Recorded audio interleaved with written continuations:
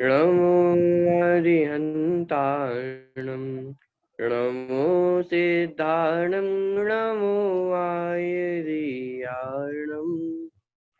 नमो उवध्यायार्णं नमो लोये सवसाहुणम्।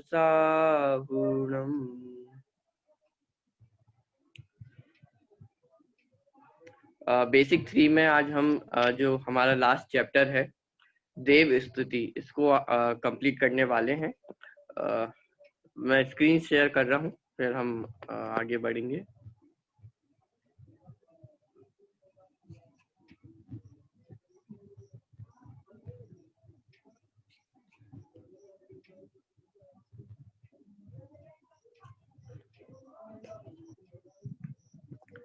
चलिए, आप सभी को स्क्रीन पे दिखाई दे रहा है?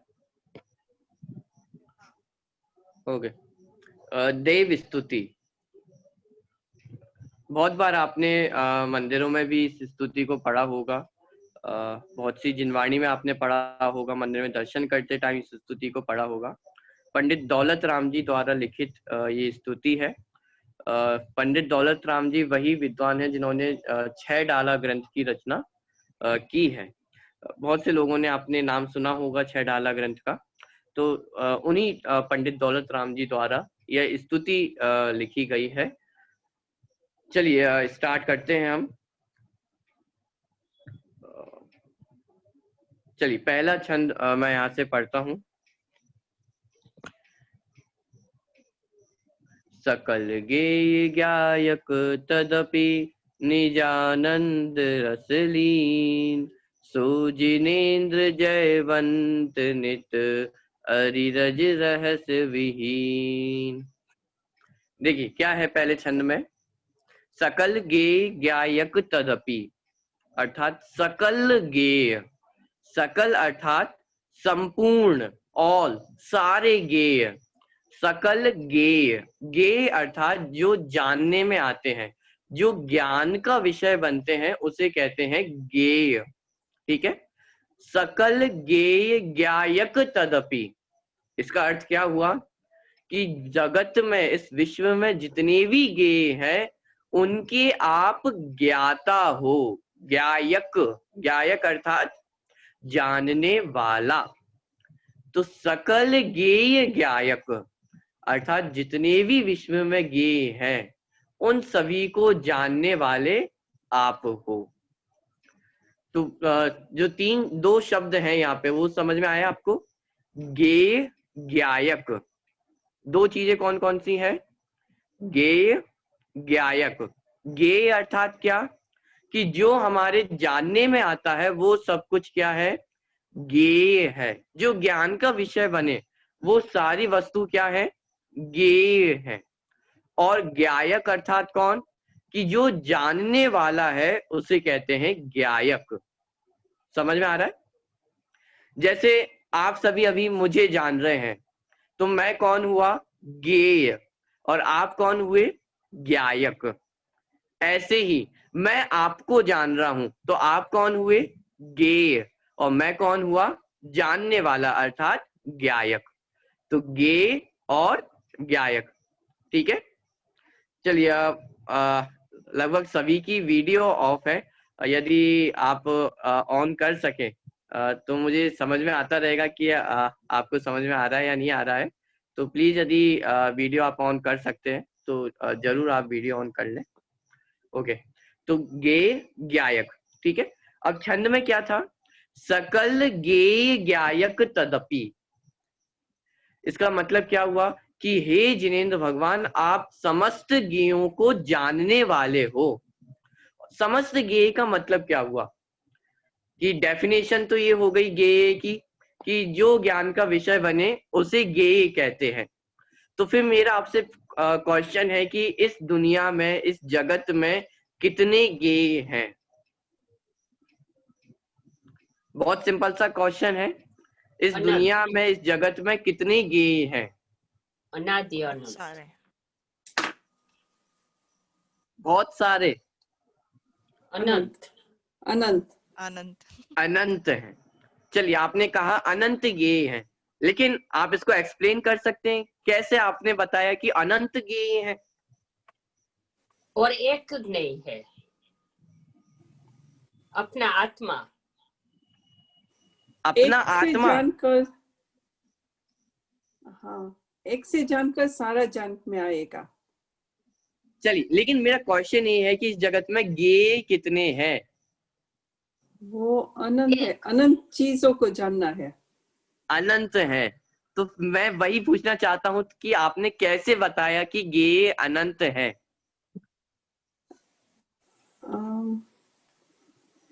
चलिए, थोड़ा सा मैं हिंट देता हूं। द्रव्य गुण पर्याय वाला जो चैप्टर था, याद आ रहा है? द्रव्य गुण पर्याय वाला चैप्टर हमने पढ़ा है। अच्छा, द्रव्य कितने होते हैं इस जगत में? 6 6 होते हैं। और संख्या अपेक्षा अनंत। अनंत। यदि इसको और हम बिल्कुल एग्जैक्ट कहें तो अनंतानंत। ठीक है, तो अनंतानंत द्रव्य है, और वो अनंतानंत द्रव्य ज्ञेय तो है, वो ज्ञान की विषय ही तो बनने वाले हैं। तो वो जो अनंतानंत द्रव्य है वो सभी क्या है? ज्ञेय है। फिर ज्ञायक कौन हुआ? यदि इस विश्व का जीव द्रव्य भी ज्ञेय है तो फिर ज्ञायक कौन हुआ? 6 द्रव्यों में तो जीव भी आ गया। ये खास बात है कि जीव द्रव्य ज्ञेय तो है ही, लेकिन ज्ञायक भी है। एकमात्र जीव द्रव्य में ऐसी क्वालिटी है कि वो ज्ञेय भी है और ज्ञायक भी है। अर्थात ज्ञायक अर्थात जानने वाला। तो जानने की शक्ति किसमें है? जीव में। जीव में है। एकमात्र जीव द्रव्य ऐसा है जिसमें जानने की शक्ति है। और उन जीव द्रव्यों में भी ऐसी शक्ति किसके पास है जो तीनों लोकों के और तीनों कालों को जान सके? जिनेंद्र भगवान में, अर्थात अरहंत और सिद्ध परमेष्ठी में। ठीक है, तो यहाँ पर जो बात चल रही है कि सकल ज्ञेय ज्ञायक, कि सकल ज्ञेय अर्थात इस विश्व की जितनी भी वस्तुएं हैं, जो कुछ भी ज्ञान का विषय बन सकता है, उन सबको जानने वाले हैं। कौन? कि जिनेंद्र भगवान। ठीक है, सकल ज्ञेय ज्ञायक, कि सकल ज्ञेय अर्थात सारे ज्ञेयों को, हर ज्ञेय को जानने वाले। ठीक है, इतना समझ में आ रहा है? अब लेकिन यहाँ पे आगे एक शब्द आया, तदपि। तदपि अर्थात लेकिन फिर भी। अब ऐसा क्यों कह रहे हैं कि आप कल्पना करके देखें, जो व्यक्ति पूरी दुनिया को जान सकता हो उसका उपयोग कहाँ भटकेगा? जो इंसान पूरी दुनिया को जान सकता हो उसका उपयोग कहाँ भटकेगा? अपने आत्मा में। देखिए, यदि हम जनरली बात करें तो यदि कोई व्यक्ति होता है और वो किसी भी पर्टिकुलर फील्ड में एक्सपर्टीज होता है, मान लीजिए कोई डॉक्टर है तो वो अपनी फील्ड में एक्सपर्ट होता है, कोई इंजीनियर है वो अपनी फील्ड में एक्सपर्ट होता है, तो वो उसका पूरा फोकस, उसका पूरा ध्यान कहाँ पे जाता है? कि उसी फील्ड में दौड़ता है, उसी फील्ड में उसका उपयोग यहाँ वहां दौड़ता है। तो जो व्यक्ति सिर्फ एक फील्ड में एक्सपर्ट है, जो एक फील्ड की वस्तुओं को जान रहा है, तो उसका उपयोग उसी में घूमता है। यदि इस लॉजिक से हम बात करें तो जो पूरी दुनिया को जानता है, जो पूरी दुनिया का एक्सपर्ट है, तो उसका उपयोग तो पूरी दुनिया में भटकना चाहिए। नहीं, ये खास बात है कि वही जिसको जो पूरी दुनिया को जान रहा है उसका उपयोग पूरी दुनिया की तरफ नहीं है, उसका उपयोग अपनी आत्मा की तरफ है। इसलिए आगे लिखा कि सकल ज्ञेय ज्ञायक तदपि निजानंद रसलीन। निजानंद रसलीन अर्थात कि अपने आनंद के रस में ही वो लीन है। सोचो, एक तरफ उन्हें पूरी दुनिया दिखाई दे रही है, हर चीज उन्हें दिखाई दे रही है। हर चीज का मतलब क्या हुआ? जिससे हम खुशी महसूस करते हैं ना, हम जिससे समझते हैं कि हमारा एंटरटेनमेंट होता है या हमें खुशी मिलती है, उन सारी चीजों को वो जान रहे हैं। अरे दुनिया की ऐसी कौन सी मूवी नहीं होगी जिसको वो नहीं जान रहे हैं? फिर भी बताइए, दुनिया में ऐसा क्या है जो वो नहीं जान रहे हैं? सोना चांदी हर चीज, रुपए पैसे, दुनिया की हर चीज उनके ज्ञान का विषय बन रही है। हर नई से नई टेक्नोलॉजी उनके ज्ञान का विषय बन रही है। पास्ट में जो हो चुका वो सब भी, और जो फ्यूचर में आने वाला है वो सब भी उनके ज्ञान का विषय बन रहा है। लेकिन इसके बाद भी उनका इंटरेस्ट कहाँ पर है?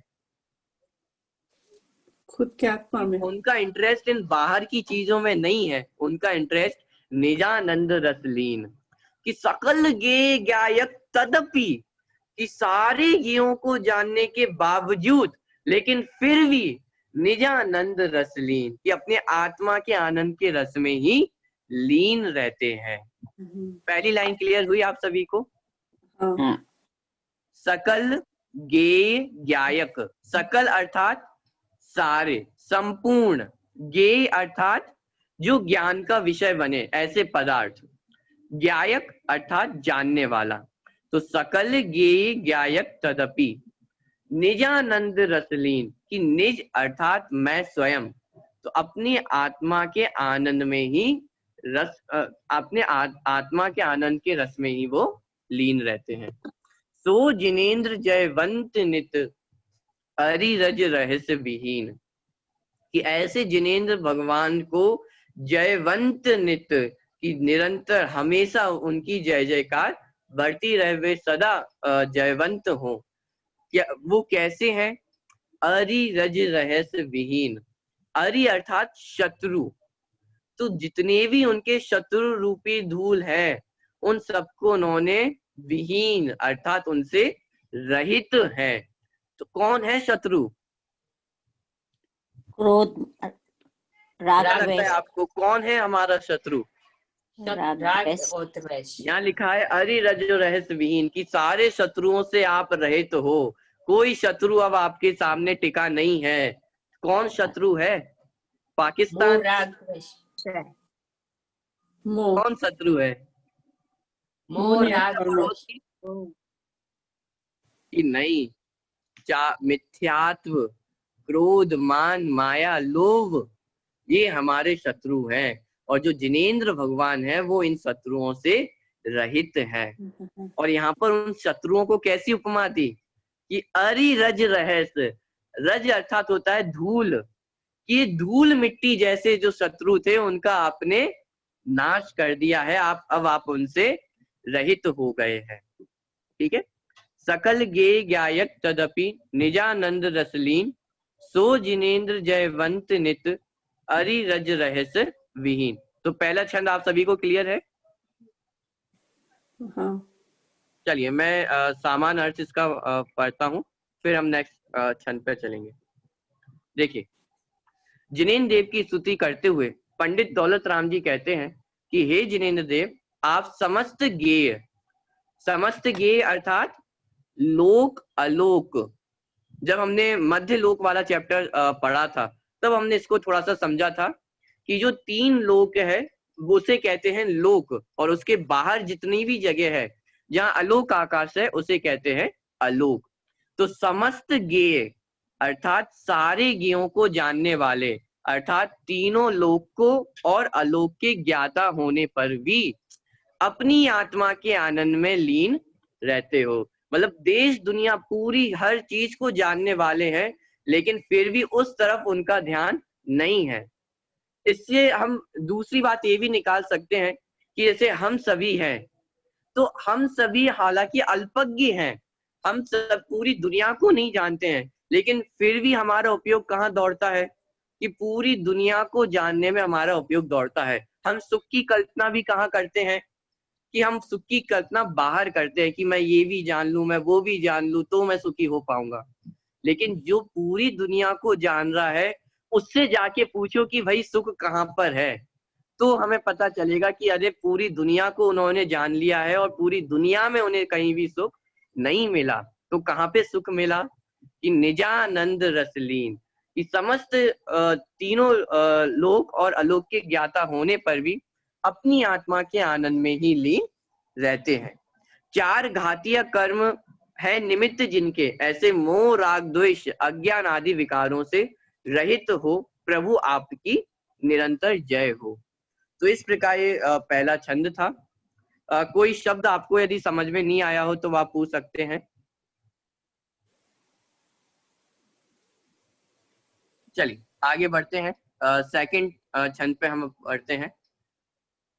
जय वीत राग विज्ञान पूर, जय मोहते मेरे को हरन सूर, जय ज्ञान अनंतानंत धार, दृग सुख वीरज मंडित अपार।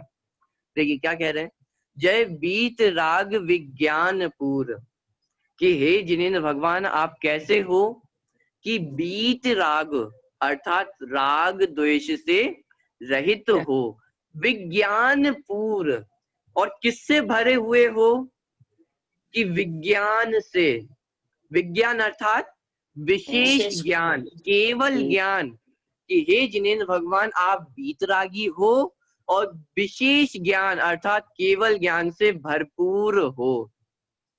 दूसरी साइड यदि हम देखें तो जितने भी संसारी जीव हैं वो किससे भरपूर हैं कि निरंतर मोह राग द्वेष में ही सबका जीवन चला जा रहा है। और वहीं जिनेंद्र भगवान जिनको तीनों लोकालोक झलक रहा है, और वो कैसे हैं, बीत रागी हैं और विज्ञान पूर्ण अर्थात विशेष ज्ञान से लबालब भरे हुए हैं। कि जय बीत राग विज्ञान पूर्ण, जय मोह तिमिर को हरन सूर, कि हे जिनेंद्र भगवान आपने मोह रूपी तिमिर, मोह रूपी अंधकार, ये मोह कैसा है कि अंधकारमय है, ये जो जीव को भटकाने वाला है। तो जय मोह तिमिर को हरन सूर, कि मोह रूपी अंधकार को हरने के लिए आप सूर्य के समान हो। जैसे सूर्य होता है तो जैसे ही सूर्य का उदय होता है और अंधकार का नाश हो जाता है, उसी प्रकार कि हे जिनेंद्र भगवान आप भी मोह के लिए कैसे हो कि सूर्य के समान हो, कि जहां आपका अस्तित्व होगा वहां मोह टिक ही नहीं पाएगा, थर थर कांपेगा। तो जय मोह तिमिर को हरन सूर। एक तो ये अर्थ हुआ यहाँ पे सूर का। एक दूसरा अर्थ हम ये कर सकते हैं कि जैसे जो बहुत शक्तिशाली होता है, जो वीर होता है, निडर होता है, उसे भी क्या कहा जाता है, शूरवीर कहा जाता है। कि ऐसी इसी प्रकार जिनेंद्र भगवान भी कैसे हैं कि शूरवीर हैं, निडर हैं, मोह से डरने वाले नहीं है, मोह के अधीन नहीं है, मोह को उन्होंने जीत लिया है, इसलिए वो शूरवीर है। चलिए, जय वीत राग विज्ञानपुर, जय मोह तिमिर को हरन सूर, कि मोह रूपी अंधकार को हरने वाले सूर्य के समान आप हैं। दूसरी पंक्ति, जय ज्ञान अनंतानंत धार, कि हे जिनेंद्र भगवान आपके पास कैसा ज्ञान है कि अनंतानंत, अनंत अनंत अनंत अनंत, जिसका कोई अंत नहीं है, ऐसा ज्ञान आपके पास है। जय ज्ञान अनंतानंत धार, दृग सुख वीरज मंडित अपार। दृग अर्थात दर्शन, सुख और वीर, वीर अर्थात शक्ति, सामर्थ्य, ताकत। तो दृग सुख वीरज मंडित अपार, ये दर्शन सुख वीर ये थोड़ा बहुत होगा कि नहीं, पहले लिखा ना अनंतानंत, तो इस अनंतानंत को बाकी सबके साथ लगाना कि जय ज्ञान अनंतानंत धार, जय द्रग अनंतानंत धार, जय सुख अनंतानंत धार, जय वीर अनंतानंत धार। समझ में आ रहा है आप सभी को? तो इसका मतलब जो जिनेंद्र भगवान है वो अनंत दर्शन, अनंत ज्ञान, अनंत सुख और अनंत वीर से मंडित है, सुशोभित है, शोभायमान है, अनंत दर्शन, अनंत ज्ञान, अनंत सुख और अनंत वीर से। और ऐसा संभव कब हुआ कि जिनेंद्र भगवान को ये अनंत दर्शन, अनंत ज्ञान, अनंत सुख, अनंत वीर प्रकट क्यों हुए? कि वापिस वो पहली लाइन पे कि सकल गे ज्ञायक तदपि निजानंद रसलीन, कि उन्होंने सुख को बाहर नहीं ढूंढा। सुख को कहाँ पे ढूंढा? कि अपने आत्मा के अंदर में ही ढूंढा। इसलिए बाहर की जितने भी हमारे शत्रु थे, आठों कर्म है, मोह राग द्वेष है, वो सभी हमसे दूर हो गए हैं। यहाँ पे जिनेंद्र भगवान की बात चल रही है कि जिनेंद्र भगवान महान क्यों है। महान इसलिए नहीं है कि वो पूरी लोकालोक को जानते हैं, महान इसलिए है क्योंकि लोकालोक को जानने के बाद भी अपने को जान रहे हैं। पॉइंट समझ में आ रहा है? कोई हाँ। आपसे पूछे कि जिनेंद्र भगवान महान क्यों है, जैसे हम आप देश दुनिया में किसी से भी पूछें, किसी भी धर्म के व्यक्ति से आप पूछें कि भाई आपके भगवान महान क्यों है, तो उत्तर क्या मिलेगा कि सर्वशक्तिमान है, सबको जानते हैं, इसलिए हमारे भगवान महान है। और फिर आपसे पूछा जाए कि भाई महावीर भगवान महान क्यों है, तो आपका भी वही उत्तर कि भाई सर्वशक्तिमान है, सबको जानते हैं, इसलिए हमारे भगवान महान है। कि अरे सबको जानते हैं इसलिए भगवान महान नहीं है, सब जानने में आने के बावजूद वो अपने आप को जान रहे हैं, इसलिए उनकी महानता है। पॉइंट समझ में आ रहा है आपको कि जिनेंद्र भगवान की महानता कहाँ है? कि केवल ज्ञान के साथ होने के बावजूद वो बीतरागी है, उनमें राग द्वेष नहीं कर रहे हैं, देश दुनिया के अनंत पदार्थों को जान रहे हैं। आप सोचिए, कल्पना करके देखिए, भगवान किसको नहीं जान रहे हैं और क्या नहीं जान रहे हैं। देश दुनिया की अच्छी से अच्छी चीजों को भी जान रहे हैं और बुरी से बुरी चीज को भी जान रहे हैं। आज तक जितने भी युद्ध हुए हैं और हर युद्ध में जितनी हिंसा हुई है, जितने जवानों के प्राण गए हैं, क्या उनको उन्होंने नहीं जाना? आज दुनिया में जो युद्ध चल रहा है, क्या उसको भगवान नहीं जान रहे हैं? जान रहे। तो फिर जानने से दुखी हो जाते होंगे? नहीं। अच्छा, मान लीजिए महावीर भगवान है और महावीर भगवान के अनंत जन्मों के अनादि काल से चले आ रहे हैं, तो अनादि काल से अब तक कितने उनके माता पिता होंगे और उनके कितने ही माता पिता भी नरक में होंगे, कितने ही माता पिता भी डंडे खा रहे होंगे, कितनी माता पिताओं की अभी मृत्यु हो रही होगी, तो महावीर भगवान दुखी हो जाते होंगे कि अरे ये तो मेरे उस भक्त के माता पिता हैं और वो नरकों में रुल रहे हैं, वो उस भक्त के मेरे माता पिता और बीमार हैं, कोई गरीबी में है, दुखी होते होंगे महावीर भगवान? नहीं। चलिए, ये तो हुई बुरी बात है, लेकिन अच्छी से अच्छी बातें भी तो जान रहे हैं। स्वर्ग का वैभव जान रहे हैं, हर देश दुनिया की बातें जान रहे हैं, हमें जिन बातों से सुख लगता है उन सारी बातों को वो जान रहे हैं। कभी कभी ऐसा नहीं लगता है हम लोगों को कि अपने जीवन में हम बहुत सी बातें नहीं जान पाते हैं? बहुत से ऐसे लोग होते हैं जिनके बारे में हम जानना चाहते हैं, बहुत से ऐसे लोग होते हैं जो हमारे पीठ पीछे बात करते हैं, तो हम जानना चाहते हैं कि भाई क्या बातें होती होंगी हमारे बारे में। कभी कभी हम ऐसी कल्पना करते हैं कि मान लो यदि हम चले जाए, मृत्यु हो जाए, तो देखे तो हमारे पीठ पीछे लोग क्या करते हैं। कभी अंदर से हमारे अंदर ऐसी जिज्ञासा होती है। अब वो महावीर भगवान तो वो हर चीज जान रहे हैं, उन्हें तो सबके राज पता है कि कौन हमारे बारे में क्या सोचता था, कौन अच्छा था, कौन बुरा था, तो किससे राग करते होंगे और किससे द्वेष करते होंगे। कि अरे यदि जिनेंद्र भगवान बीतरागी ना हो और सर्वज्ञ हो तो अनंत दुखी हो जाएंगे। इसलिए महानता इसलिए इसमें नहीं है कि वो देश दुनिया को जान रहे हैं, सर्वज्ञ है, सबको जान रहे हैं। उनकी महानता इसमें है कि सर्वज्ञ होने के बावजूद बीतरागी हैं, कि सबको जानने के बावजूद भी वो राग द्वेष नहीं करते हैं, और जो राग द्वेष नहीं करता है उसी को सर्वज्ञता प्रकट होती है। ऐसा नहीं हो सकता कि कोई रागी हो और उसे सर्वज्ञता प्रकट हो जाए। सर्वज्ञता उसे ही प्रकट होती है जो बीतरागी होता है। इसलिए यदि हम थोड़ा सा यदि देखें गुण स्थानों की यदि हम चर्चा करें, तो आपको पता है व्यक्ति पहले बीतरागी होता है या सर्वज्ञ होता है? साथ में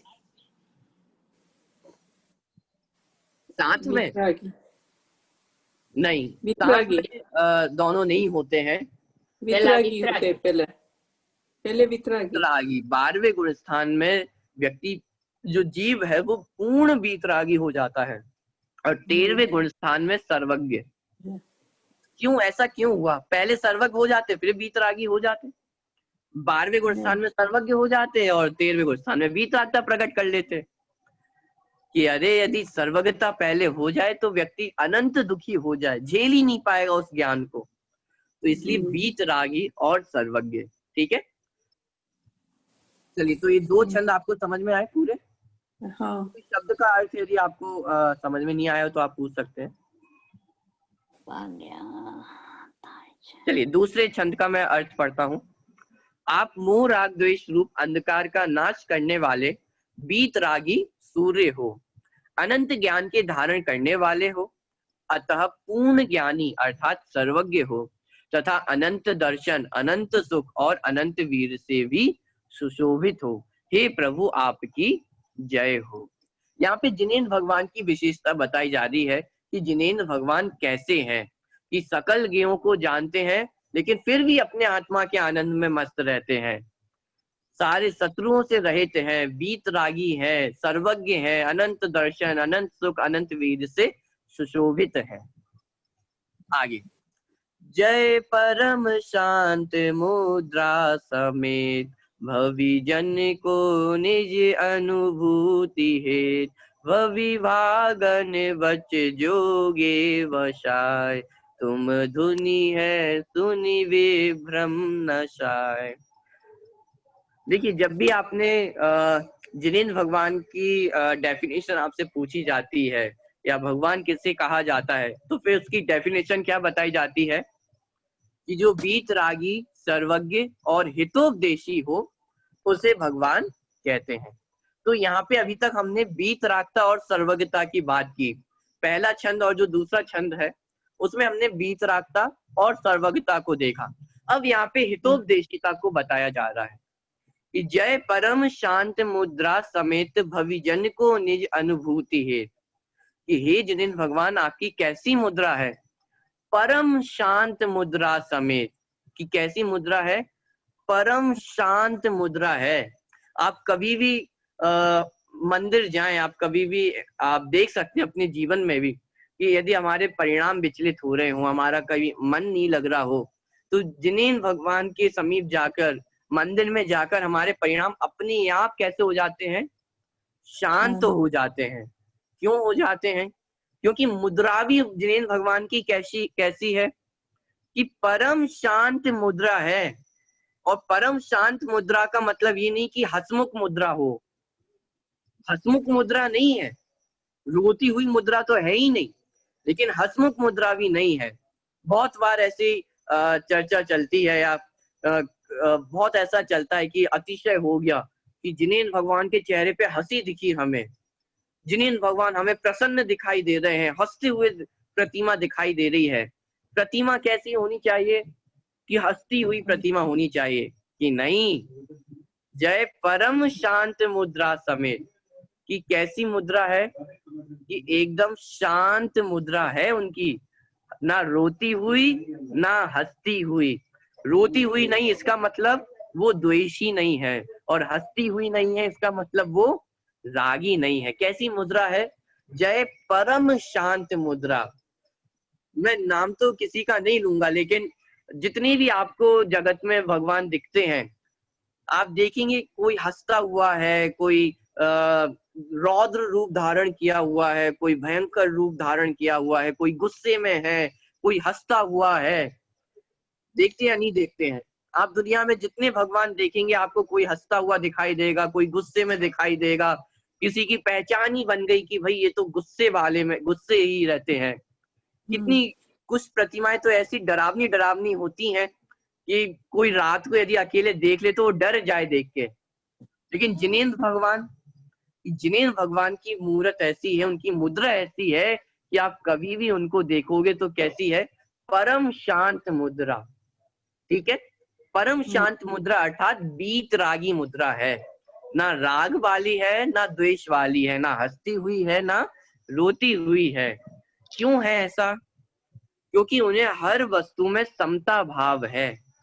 और जब समता भाव आता है तो फिर किस चीज को देख के वो खुश हो कि नहीं नहीं आज तो बहुत सारे भक्त आए हैं, आज तो इतने सारे भक्त आए हैं, आज हम खुश हैं। तो महावीर भगवान खुश हो जाते होंगे? कि अरे वाह देखो आज महावीर जयंती सब लोग कितने उल्लास से मना रहे हैं, पूरे देश में छुट्टी मनाई जाती है मेरे बर्थडे के दिन। महावीर भगवान खुश हो जाते होंगे नहीं। कि नहीं। और मान लीजिए कोई महावीर भगवान का मंदिर है, महावीर जिनालय है, और उसमें कोई दर्शन करने नहीं गया, तो महावीर भगवान दुखी हो जाते होंगे कि अरे आज तो कोई दर्शन करने नहीं आया, सब भूल गए मुझे। कि नहीं, ना वो खुश होने वाले हैं और ना वो दुखी होने वाले हैं। कैसी मुद्रा है उनकी, जय परम शांत मुद्रा समेत, कि एकदम शांत मुद्रा, बीतरागी मुद्रा, समता भाव से युक्त उनकी मुद्रा रहती है। ठीक है, तो यहाँ पे जो परम शांत, शांत शब्द से यहाँ क्या बताना चाहते हैं कि उनकी मुद्रा बीतरागी है। इसका मतलब उनके पास कोई अस्त्र शस्त्र नहीं है। यदि कोई अपने पास शस्त्र रखा हो तो फिर वो किसका सूचक है? कोई अपने पास हथियार कब रखता है? वो राग कि द्वेष जब का उसे है। भय हो, डर हो कि भाई कोई मुझे नुकसान पहुंचा देगा, कोई मेरा बुरा कर देगा, तभी तो हम वो रखते हैं अस्त्र शस्त्र कि हाँ मैं अपना बचाव कर लूंगा। लेकिन जिनेंद्र भगवान के पास कौन सा अस्त्र शस्त्र है? कि कोई भी अस्त्र शस्त्र नहीं है। क्यों? क्योंकि उन्होंने अपने शत्रुओं का तो पहले ही अभाव कर दिया। वो राग द्वेष सबका उन्होंने अभाव कर दिया। अब किस बात का भय उन्हें? कोई अस्त्र शस्त्र नहीं। कपड़े तो पहनते होंगे, नहीं। कोई वस्त्राभूषण नहीं। क्यों? राग ही नहीं है उन वस्त्रों के प्रति, तो क्यों वस्त्र पहनना, क्यों अस्त्र शस्त्र रखना? ना राग है ना किसी से द्वेष है। कैसी मुद्रा है? परम शांत मुद्रा, परम बीत रागमयी मुद्रा उनकी होती है।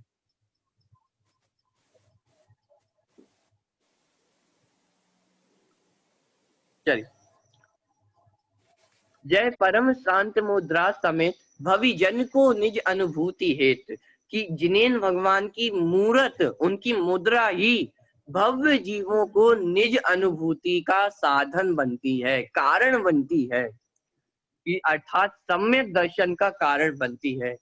कि जिनेन्द्र भगवान के दर्शन मात्र से, उनकी मुद्रा देखने मात्र से ही जो भव्य जीव होते हैं वो सम्यक दर्शन की प्राप्ति कर लेते हैं। आपने गौतम गढ़धर की कथा सुनी होगी। जैसे ही महावीर भगवान के समवसर में प्रवेश हुआ, मान स्तंभ को देखा और उनका मान गलित हो गया और सम्यक दर्शन की प्राप्ति हो गई। तो भव्य जीवों को उनकी शांत मुद्रा ही निज अनुभूति में, अपनी आत्मा की अनुभूति में, सम्यक दर्शन में कारण बनती है। भवि वागन वच जोगे वशाय, तुम धुनी है सुनी विभ्रम नसाय। कि भवि भागन अर्थात भव्य जीवों के भाग से, वचन जोगे वशाय अर्थात वचन के योग से, तुम धुनी है सुनी विभ्रम नशाय। कि जिनेन्द्र भगवान की दिव्य ध्वनि सुनने को कब मिलती है? कि भव्य जीवों के भाग्य से, उस समय उन वचनों की वैसी योग्यता से तुम धुनी है सुनी।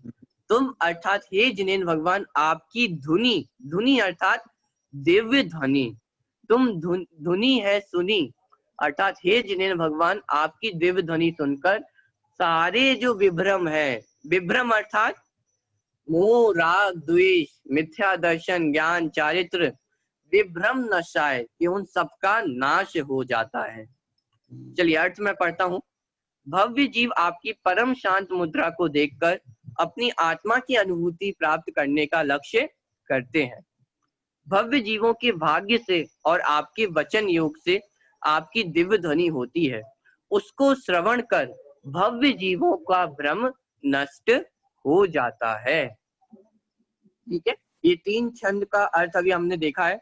कोई प्रश्न हो आपको, कोई शब्द का अर्थ यदि नहीं समझ आया हो तो आप पूछ सकते हैं।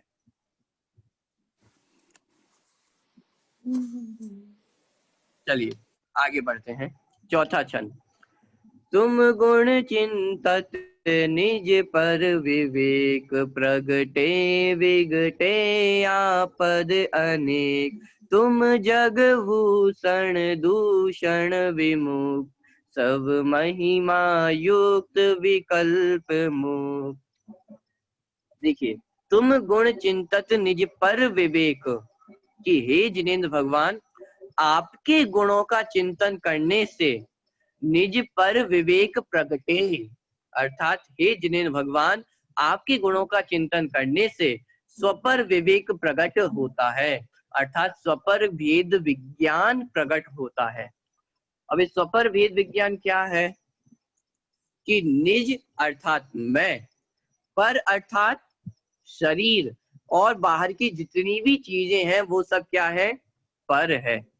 तो ये जो अंतर है मेरा और जो मैं नहीं हूं, इन दो चीजों में जो अंतर है कि मैं कौन हूं, कि मैं शरीर नहीं हूं, मैं कौन हूं कि मैं जानने देखने वाला जीव तत्व हूं, ये सुखी दुखी होने वाला मैं नहीं हूं, मैं तो ज्ञाता दृष्टा जीव तत्व हूं। तो आपके गुणों का चिंतन करने से ऐसा जो स्वपर भेद विज्ञान है वो प्रकट होता है। और क्या नष्ट होता है, विघटे आपद अनेक, और जितनी भी आपत्तियां हैं, जितनी भी विपत्तियां हैं, उन सभी का अभाव हो जाता है।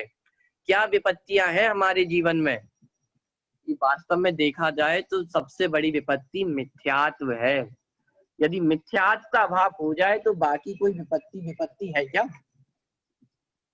यदि मिथ्यात्व का अभाव हो जाए तो बाकी कोई विपत्ति है ही नहीं।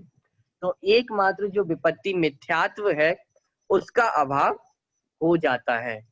ठीक है, तुम गुण चिंतत निज पर विवेक प्रगटे विकटे आप पद अनेक, कि हे जिनेन्द्र भगवान, आपके गुणों का चिंतन करने से, तो जिनेन्द्र भगवान के कौन से गुण है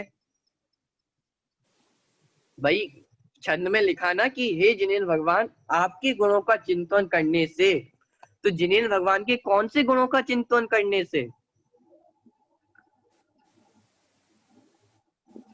खुद को जानने का, खुद को जानने का, और वीतरागी, वितरागी, वीतराग, सर्वज्ञ। अरे अभी तक हम जो जिनेन्द्र भगवान के बारे में पढ़ के आ चुके हैं ना, पहले छंद से आप याद करें, सकल गे गायक तदपि निजानंद रसलीन, सो जिनेन्द्र जयवंत नित अरि रज रहस्य बीन। अब ये जो छंद हम पढ़ के आ चुके हैं, इस सब में जिनेन्द्र भगवान के गुणों का ही तो वर्णन किया है कि हे जिनेन्द्र भगवान, आप वीतरागी हो, आप सर्वज्ञ हो। तो ये जिनेन्द्र भगवान के गुणों का वर्णन है।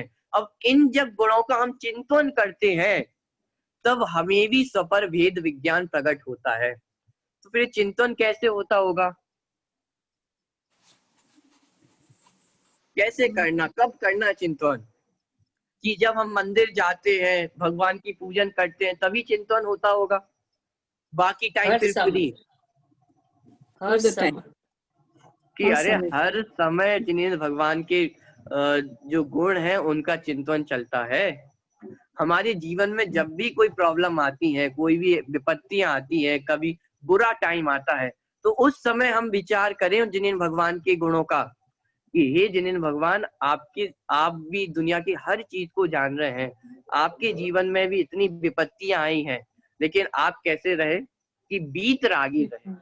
आप पूरी दुनिया को जानते हो लेकिन फिर भी दुखी नहीं होते हो, ना खुश होते हो ना दुखी होते हो। तो इस प्रकार जो जिनेन्द्र भगवान के गुणों का चिंतन है, उनकी वीतरागता का, उनकी सर्वज्ञता का, तो उसके माध्यम से हमें भी स्वपर भेद विज्ञान प्रकट होता है कि वास्तव में मैं कौन हूँ, कि मैं ज्ञान स्वभावी जीव तत्व हूँ। इसके अलावा शरीर है या बाकी जितनी भी चीजें हैं वो मैं नहीं हूँ। तो ये जो अंतर ख्याल में आता है, समझ में आता है, उसे कहते हैं स्वपर भेद विज्ञान। स्व अर्थात मैं, पर अर्थात मुझको छोड़कर पूरी दुनिया, वो क्या है, पर है। तो स्व पर भेद विज्ञान, कि मेरे और जो मैं नहीं हूं उनके बीच के जो अंतर है उसका ज्ञान होना, स्वपर भेद विज्ञान। तो जिनेन्द्र भगवान के गुणों का चिंतन करने से स्वपर भेद विज्ञान प्रकट होता है। और नष्ट क्या होता है कि जितनी भी विपत्तियां हैं, विपत्ति अर्थात मिथ्यात्व, मोह राग द्वेष, ये हमारे जीवन में से नष्ट हो जाते हैं। तुम गुण चिंतत निज पर विवेक प्रगटे विगटे आपद अनेक। ठीक है, पहली लाइन समझ में आई आपको? हाँ। किसी शब्द का यदि अर्थ ख्याल में नहीं आया हो तो आप पूछ सकते हैं। चलिए आगे बढ़ते हैं। सेकंड लाइन, तुम जग भूषण दूषण विमुक्त सब महिमा युक्त विकल्प मुक्त। कि हे जिनेन्द्र भगवान, आप कैसे हो कि आप जगत के भूषण अर्थात आभूषण हो। तुम जग भूषण दूषण विमुक्त, और दुनिया के जितने भी दूषण हैं उन सभी से आप मुक्त हो, आप उन सब से दूर हो। और कैसे हो? सब महिमा युक्त विकल्प मुक्त, कि आप सारी महिमाओं से युक्त हो।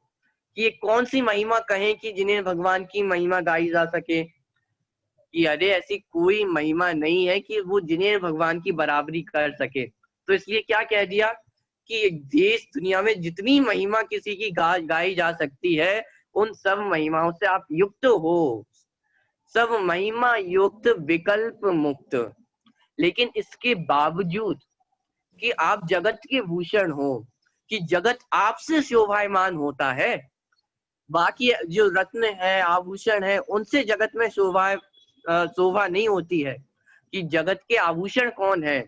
कि हे जिनेन्द्र भगवान, आप जगत के आभूषण हो। आप में कोई भी विकार नहीं है, कोई भी दूषण नहीं है कि आप पे कोई उंगली उठा सके कि नहीं तुम्हारे भगवान में ये कमी है, महावीर भगवान में ये कमी है। कि आप में कोई भी कमी नहीं है, आप में राग नहीं है, आप में द्वेष नहीं है, आप मिथ्यात्व से रहित हो। तो जगत के भूषण स्वरूप हो, और जितने भी विकार हैं या दोष हैं उनसे आप रहित हो, सारी महिमाओं से युक्त हो। आप कल्पना करके देखें, कोई ऐसा व्यक्ति हो जिसको पूरी दुनिया उसके सामने नतमस्तक होती हो, उसके सामने झुकती हो, उसको प्रणाम करती हो। कोई व्यक्ति के बारे में दिन भर कोई ना कोई उसकी महिमा का बखान करता रहे कि आप कितने अच्छे हो, बहुत अच्छे हो, आप कितने दयालु हो, कृपालु हो। तो उस व्यक्ति को अंदर में लगेगा नहीं थोड़ा कि अरे मैं कितना अच्छा हूँ, देखो पूरी दुनिया मेरे गीत गाती है, पूरी दुनिया मेरे सामने झुकती है। मान लीजिए आपके साथ ऐसा होने लग जाए कि जो भी आपके सामने आए बिल्कुल आपके चरणों में नतमस्तक हो जाए, आपको सामने आके आपकी पूजन भक्ति करने लगे, आपकी विनती करने लगे, आपको अगल बगल में भी बुला बुला के बताए कि देखो ये कितने अच्छे हैं, कितने दयालु हैं, कृपालु हैं, इतनी पूरी आपकी वाहवाही करने लगे, तो कैसा होगा हमारा चित्त, कैसा होगा हमारा मन? उस परिस्थिति में, उस स्थिति में क्या हम अपने आप को देख पाएंगे? क्या हम उस समय निजानंद रस लीन कर पाएंगे? नहीं। लेकिन यहाँ पे क्या कह रहे हैं कि आप जगत के आभूषण हो।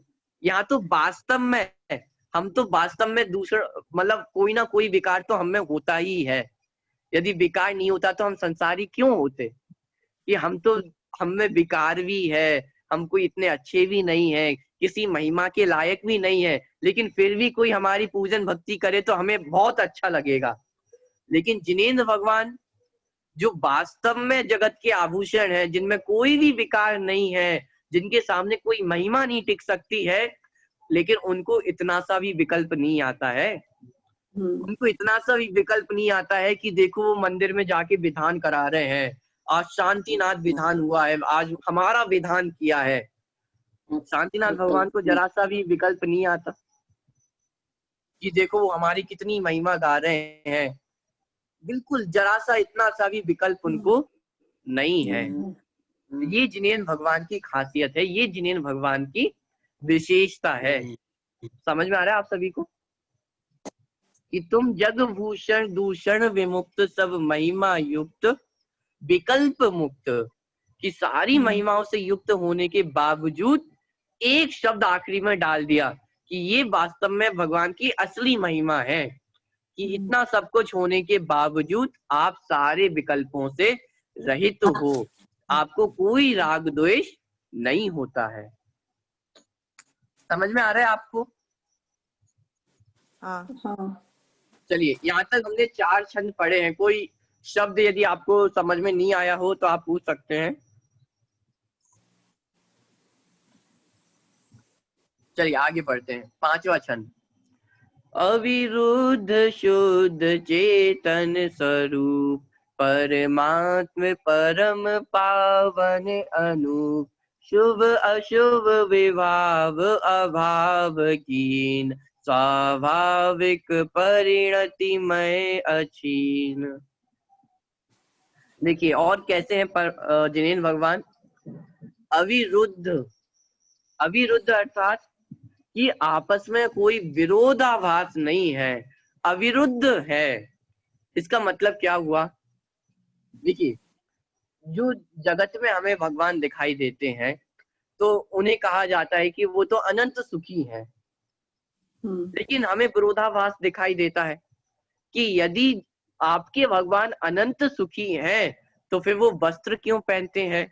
अपने पति पत्नी अपनी पत्नी के साथ या अपने बच्चों के साथ क्यों रहते हैं? इस दुनिया में वापस क्यों आते हैं? तो हमें यहाँ पे आपका विरोधाभास नजर आता है कि आप कहते हो कि आपके भगवान सुखी हैं, यदि सुखी हैं तो फिर उन्हें इच्छाएं क्यों प्रकट होती हैं? इच्छाएं प्रकट होती हैं तो फिर उनको पूरा करने भागते हैं, और जब पूरा करने दौड़ेंगे तो इसका मतलब वो दुखी है। तो बाहर के जब हम भगवान देखते हैं तो वहां पे हमें विरोध दिखाई देता है कि कहते हैं कि सुखी है, लेकिन नजर कैसे आते हैं? दुखी नजर आते हैं।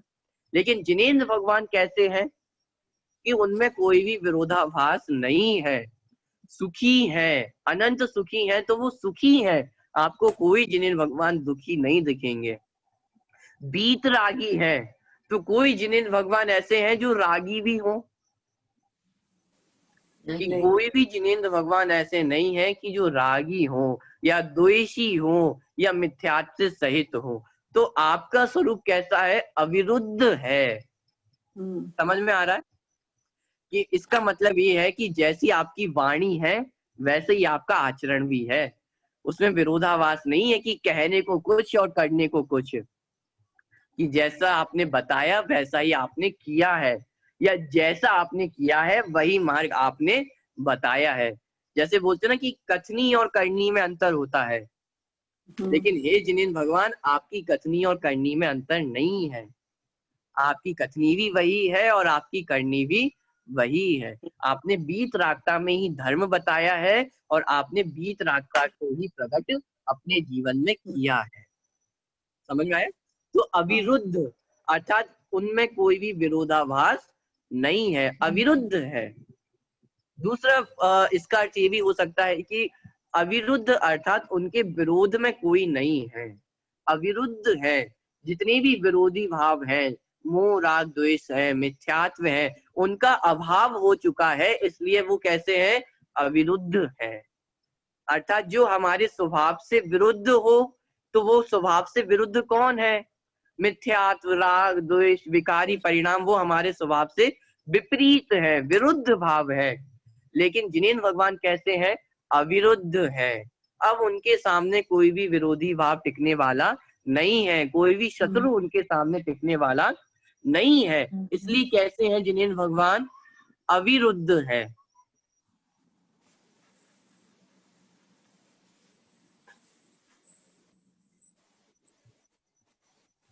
देखिए और कैसे हैं जिनेंद्र भगवान?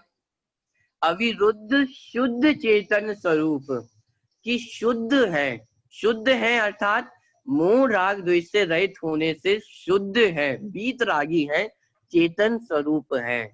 वो जड़ नहीं है, जानने देखने वाले हैं। परमात्म परम पावन अनूप, कि हे परमात्मा आप परम पावन, कि आपसे और पवित्र कोई भी इस दुनिया में नहीं है। परम पावन अनूप, अनूप अर्थात जिसकी कोई भी उपमा ना दी जा सके, कि हे जिनेंद्र भगवान आपकी उपमा किसी से भी नहीं दी जा सकती है। इसका मतलब आप अतुलनीय हो। आपकी उपमा हम किससे दें? कि भाई जगत में कोई इतनी कीमती चीज है ही नहीं कि आपकी उपमा हम उससे दे सकें। कि आपकी उपमा हम सूर्य से दे दें कि अरे सूर्य की भी इतनी महिमा नहीं है कि जितनी आपकी है। कि इस दुनिया में ऐसी कोई भी वस्तु नहीं है, इस दुनिया में ऐसा कोई भी पदार्थ नहीं है जिससे हम आपकी तुलना कर सके, जिसको हम आपकी उपमा दे सकें। ऐसा इस दुनिया में कुछ भी नहीं है। तो कैसे हैं? अनूप अर्थात अनुपम है, उनकी उपमा किसी से भी दी जा सकती नहीं है। ख्याल में आ रहा है लाइन ये पूरी? अविरुद्ध शुद्ध चेतन स्वरूप, कि आप अविरुद्ध हैं, शुद्ध हैं, चेतन स्वरूप हैं। बहुत बार हमें ऐसा लगता है कि जो जिनेन्द्र भगवान है, सिद्ध भगवान है, अनंत भगवान है, वो क्या करते होंगे? बस बैठे ही तो रहते हैं। तो क्या ऊपर जाके जड़ हो जाते हैं, शून्य हो जाते हैं? क्या है कि अरे ना शून्य होते हैं ना जड़ होते हैं, वहां पे भी वो चेतन स्वरूप है, जानने देखने वाले हैं। ठीक है, तो हमारे मन में बहुत बार ऐसे विचार आ सकता है कि आखिर अनंत सिद्ध भगवान क्या करते होंगे? ऊपर जाके ऐसे बैठ जाते हैं और अनंत काल तक ऐसे ही वो रहने वाले हैं। तो फिर जैसे पुद्गल है, जड़ है, तो और जिनेन्द्र भगवान में क्या अंतर रहा? कि अरे बहुत अंतर है कि जो जड़ होते हैं उनमें जानने देखने की शक्ति नहीं होती है, सुख दुख का अनुभव नहीं कर सकते हैं, और जिनेन्द्र भगवान में जानने देखने की शक्ति है, अनंत सुख का निरंतर भोग कर रहे हैं। ठीक है, तो अविरुद्ध है, शुद्ध है और चेतन स्वरूप है।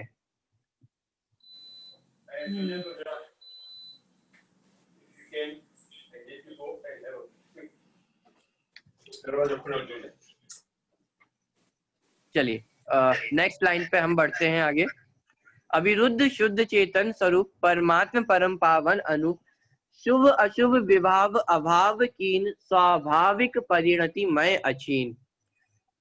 शुभ अशुभ विभाव अभाव कीन, यहाँ पर देखिए शुभ और अशुभ दोनों को क्या लिखा है? विभाव। क्या लिखा है? विभाव। और विभाव अर्थात विपरीत भाव। जो आत्मा का स्वभाव है उससे जो भी विपरीत भाव है उसे कहते हैं विभाव। और शुभ अशुभ, अशुभ को तो विभाव लिखा ही, लेकिन शुभ को भी यहाँ पर क्या लिख रहे हैं कि ये भी विभाव है। अशुभ अर्थात पाप परिणाम तो विभाव है ही, लेकिन शुभ परिणाम, पुण्य परिणाम भी कैसा है? विभाव है। शुभ अशुभ विभाव अभाव कीन, कि हे जिनेन्द्र भगवान आपने शुभ अशुभ विभाव भावों का अभाव किया है। अच्छा, जो तीर्थंकर होते हैं, 24 तीर्थंकर होते हैं, तो वो 24 तीर्थंकर भगवान बनते हैं?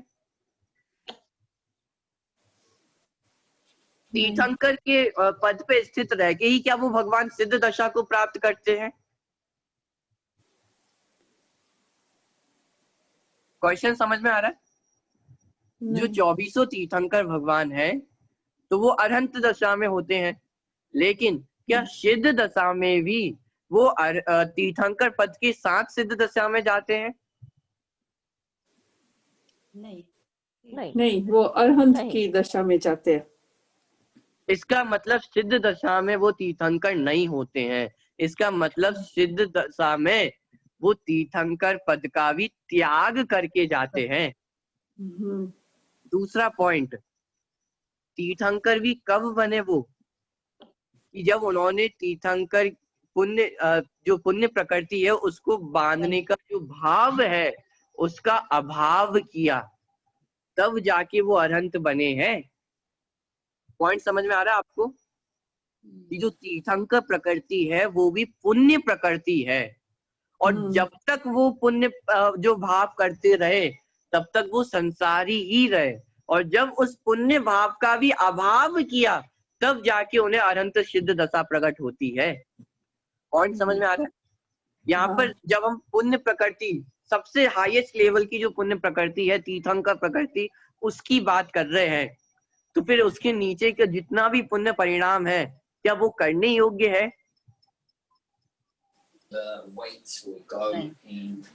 अब यदि आपने षट आवश्यक वाली क्लास पढ़ी होगी तो आप इस बात को अच्छे से समझ सकेंगे कि पुण्य परिणाम को छोड़ना है या छूटता है? छूटता है। याद आ रहा है आपको?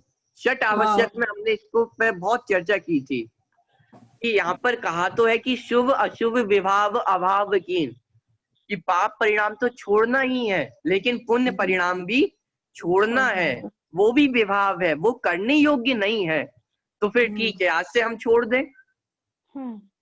ये आपने अच्छा बता दिया, आज से हम आरंभ पाठशाला पढ़ना बंद कर देंगे। नहीं। कि अरे पुण्य परिणाम छोड़ना नहीं, छूटता है। जैसे जैसे हम ऊपर की लेवल पे बढ़ते जाएंगे तो वो पुण्य परिणाम छूटता चला जाएगा। हाँ, लेकिन इतनी बात जरूर है कि उसमें हमें ये बुद्धि होनी चाहिए, ऐसा नहीं कि भाई वो पुण्य परिणाम करने योग्य है या उस पुण्य परिणाम से हम सुखी हो जाएंगे। यदि पुण्य परिणाम हमारे जीवन में हो रहा है तो उससे भी हमें समझना चाहिए कि हमारी कमजोरी है। अभी हम वीतरागी नहीं हुए हैं।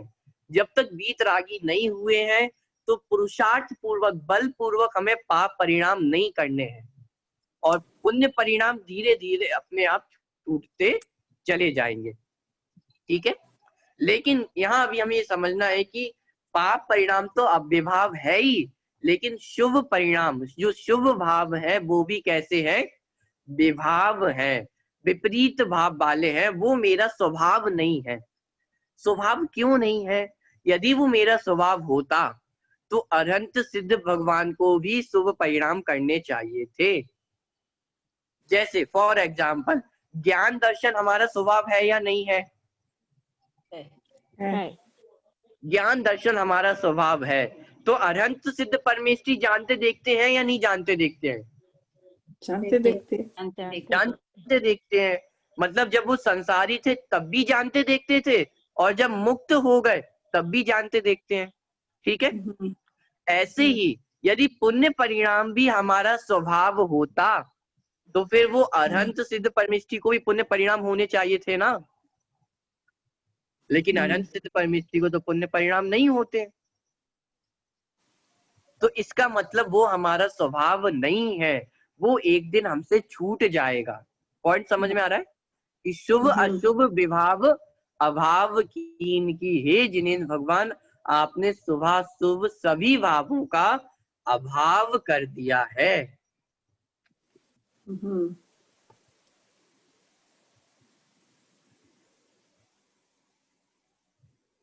शुभ अशुभ विभाव अभाव की स्वाभाविक परिणति में अछीन, कि अब आपकी परिणति कैसी है कि स्वभाव रूप ही जानना देखना, जानना देखना, जानना देखना, ये अपने स्वभाव के अनुरूप ही आपका निरंतर परिणमन चलता है। चलिए अर्थ में पढ़ता हूँ। हे परमात्मा, आप समस्त उपमाओं से रहित, परम पवित्र, शुद्ध, चेतन अर्थात ज्ञान दर्शनमय हो। आप में किसी भी प्रकार का विरोध भाव नहीं है। आपने शुभ और अशुभ दोनों प्रकार के विकार भावों का अभाव कर दिया है और स्वभाव भाव से युक्त हो गए हो, अतः कभी भी क्षीण दशा को प्राप्त होने वाले नहीं हो। चलिए छठा श्लोक हम देखते हैं। अष्टादश दोष विमुक्त धीर, स्वचतुष्टय मय राजत गंभीर, मुनि गर्धरादि सेवत महंत, नव केवल लब्धि रमाधरन। अष्टादश दोष विमुक्त धीर, कि हे जिनेन्द्र भगवान, आप अष्टादश, अष्ट अर्थात 8, 10 अर्थात 10, तो 8 + 10 = 18, कि हे जिनेन्द्र भगवान, आप 18 दोषों से रहित, विमुक्त हैं। 18 दोष जो भूख प्यास संबंधी जो 18 दोष होते हैं, तो जिनेन्द्र भगवान आप उन 18 दोषों से रहित होते हो, धीर हो। स्वचतुष्टय में राजत गंभीर, कि स्वचतुष्टय, स्वचतुष्टय अर्थात जो द्रव्य क्षेत्र काल भाव है उसी में आप रहते हो, अपने स्वद्रव्य में, स्व क्षेत्र, स्वकाल और स्वभाव, उसी में आप रहते हो। स्वचतुष्टय में राजत गंभीर, मुनि गणधरादि से वत महंत, नव केवल लब्धि रमाधरंत, कि मुनि गणधर जो मुनिराज है, गणधर है, उनके द्वारा आप सेवित हैं। मुनि गणधरादि से वत महंत, नव केवल लब्धि रमाधरंत, और आपको 9 जो केवल लब्धियां हैं, जो छायिक भाव हैं, वो आपको प्रकट हुए हैं। अर्थ में पढ़ता हूँ, आप 18 दोषों से रहित हो, अनंत चतुष्टय युक्त विराजमान हो, केवल ज्ञान आदि 9 प्रकार के छायिक भावों को धारण करने वाले होने से महामुनि और गणधर देव आदि आपकी सेवा करते हैं। यहाँ पे सेवा करने का अर्थ ये नहीं है कि उनके पैर दबाते हो, उनके लिए खाने पीने की व्यवस्था करते हो, ऐसी कोई सेवा का अर्थ यहाँ पे नहीं है। क्यों? क्योंकि पहली बात तो जो अनंत सिद्ध भगवान है, उन्हें भूख प्यास ही नहीं लगती है, तो उस संबंधी जो सेवा हो सकती है उसका कोई ऑप्शन नहीं है। इसके अलावा उनके हाथ पैर दर्द होते ही नहीं है, सिद्ध भगवान के तो है ही नहीं, और अनंत भगवान को भी कोई पीड़ा कोई दर्द नहीं होता है। तो यहाँ पे सेवा करने का अर्थ क्या है कि मुनि गणधर आदि जो है वो आपकी दिव्य ध्वनि का सेवन करते हैं और उसको ग्रंथ जो आपकी दिव्य ध्वनि है उसको ग्रंथों में गूंथते हैं। तो इसलिए उसको यहाँ पे सेवा कहा गया है कि जो जिनेन्द्र भगवान की वाणी है उसका आप सेवन, जो मुनि गणधर आदि है वो उसका सेवन करते हैं। मुनि गणधर आदि सेवत महन नव केवल लब्धि रमा धरन। चलिए इस प्रकार हमारे जो 6 श्लोक हैं वो यहाँ पे कंप्लीट हो चुके हैं। मुझे लग रहा था कि आज इसी क्लास में हमारा सिलेबस कंप्लीट हो जाएगा, लेकिन कोई बात नहीं, एक क्लास एक सेशन और हमें लगेगा इस चैप्टर को कंप्लीट करने में। यदि वीक डेज में इवनिंग टाइम में आपको अटेंड कर सकते हैं तो हम कल या परसों डे आफ्टर टुमारो भी क्लास रख सकते हैं, यदि आप लोगों को कोई प्रॉब्लम ना हो तो। नहीं है, प्रॉब्लम तो नहीं है। मंडे करो, मंडे। हाँ कल किड्स के ट्यूशंस और क्लासेस होते हैं मंडे को, इसलिए मैं इवनिंग में कह रहा हूँ, मॉर्निंग में नहीं। इवनिंग में यदि हम रख सके। सॉरी उनके आफ्टर स्कूल क्लब्स होते हैं, बट अगर सबको सूट होता है तो हम वीडियो सुन सकते हैं, it's fine. I mean I can listen the video.